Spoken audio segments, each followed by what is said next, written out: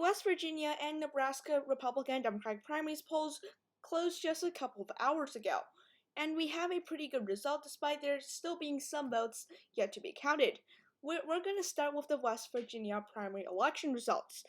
There was really just one interesting primary, being the Republican primary in the U.S. House 2nd Congressional District between Alexander Mooney and David McKinley. Now, why was this race interesting? Well, there were two incumbents. These two incumbents, both of them actually represented this district, but given that there was redistricting, West Virginia lost a district. That's why these two incumbents are competing for this one seat here.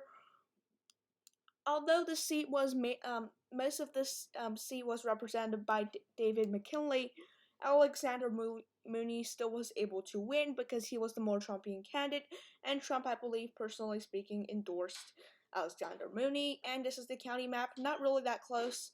It is about a Alexander Mooney plus 18 victory, about 15,000 votes. And yeah, now going to Nebraska. There were a couple of interesting primaries, the most notable being the governor primary. There is no incumbent. It was a 3-horse race. So starting with Charles Herbster, it says right here that the Republican primary, Charles Herbster, was endorsed by Donald Trump. He was the most Trumpian candidate, but he had allegations, basically from several women about things that were not really good, and that probably dragged him down from victory.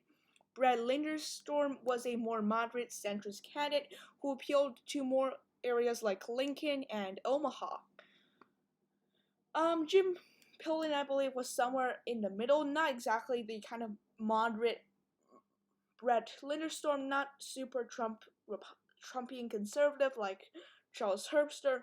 He ended up on top with 34.1% of the vote, but he was barely able to win and barely cracked a third of the vote. Charles Herbster is right now under 20%, and Brad Linderstorm is at 26%.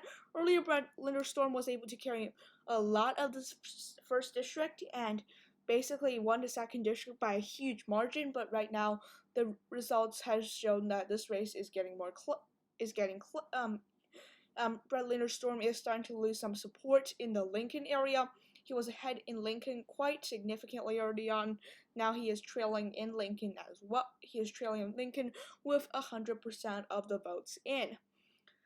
And the smaller candidates really had no chance. Like, they were all in single digits. And Therese, however you pronounce her name, got 5.9%. Their candidates got less than 2%. So yeah.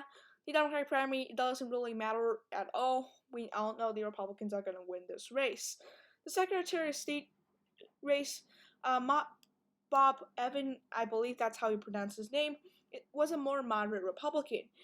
And both of his challengers are more Trumpian conservative Republicans. Here was the problem for these two candidates. Both of them split the anti-Bob Evans vote. So, although they ended up together with over 100,000 votes against Bob Evans' 80,000, they split the vote pretty well to the point in which Brad Evans was able to win. As it says right here, the Republican Secretary of State, who pushed back about the 2020 election being rigged and those irregularities, etc., was facing against these two candidates. Right now speaking, Robert Borer is carrying 31.7% of the vote, Rex Schroeder's carrying 23.8%, but Bob Evans has been able to be declared the victory.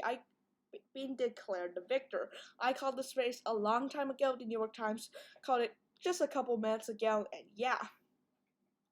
Looking at this U.S. House race, there is one interesting U.S. House race I will be talking about. This is the 1st District Republican race right here. So Jeff Fortenberry has been, has been found guilty of a campaign finance corruption charge, and he somehow decided to run for this primary yet again.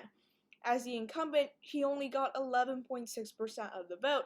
Mike Flood, the very anticipated winner of this 1st district, which is this district right here, went to Trump by 15 points. He carried the district with 74.1% of the vote. The 1st district Democratic primary It's not super important. The second district was kind of important, but it wasn't really close. The second district went to Tony Vargas with over 70% of the vote.